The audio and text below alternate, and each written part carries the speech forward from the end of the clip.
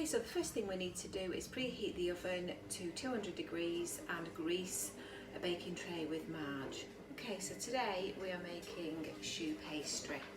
I have made this so many times and I'm going to give you all the tips you need to make a really lovely crispy chocolate eclair or profiterole.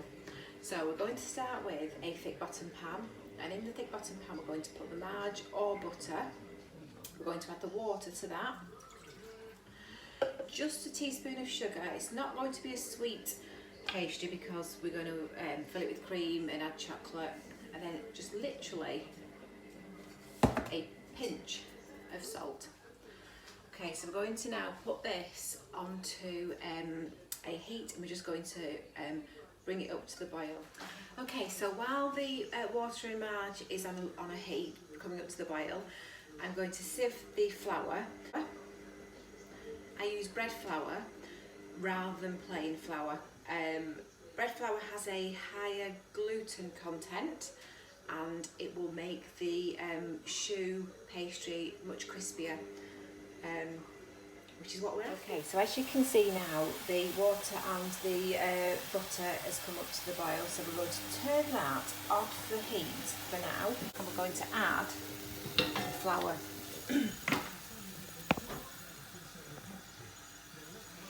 We're going to give that a really good stirring. It is important that you cook the flour out at this stage.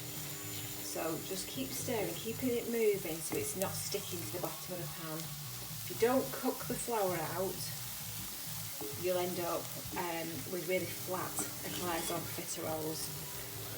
So I'm just keeping on stirring that, cooking it. Okay, so this next stage, adding the eggs, can either be done in the pan with a wooden spoon. I do it in a mixing bowl, and we need to add the eggs slowly.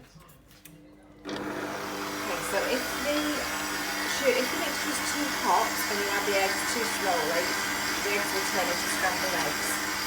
So we're just going to whisk that up for a minute, let a little bit of steam off, and then we're going to start adding the eggs.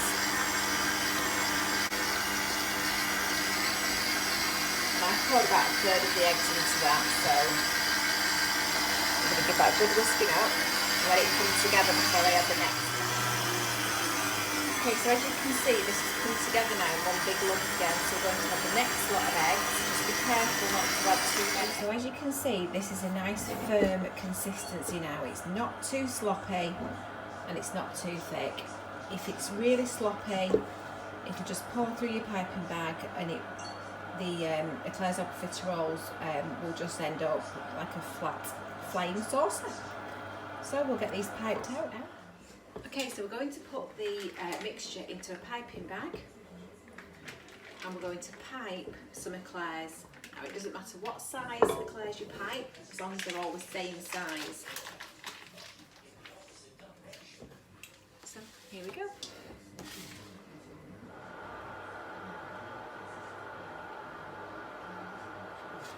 Can you see?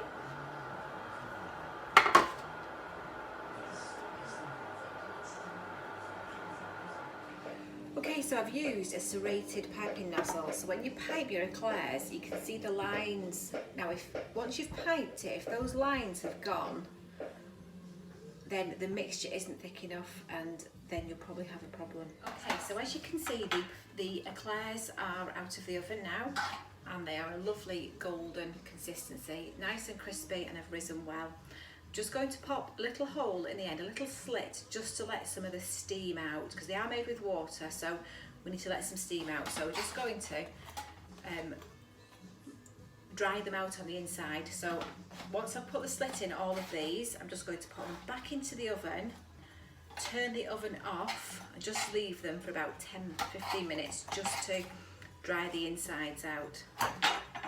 Okay, so as you can see, the eclairs are out of the oven, they've cooled, perfect consistency, nice and crispy, not overcooked. I'm going to freeze these in an airtight container until I need them, and then I will just lift them out, cut them in half, put some fresh cream and some chocolate on top. So watch this space for more.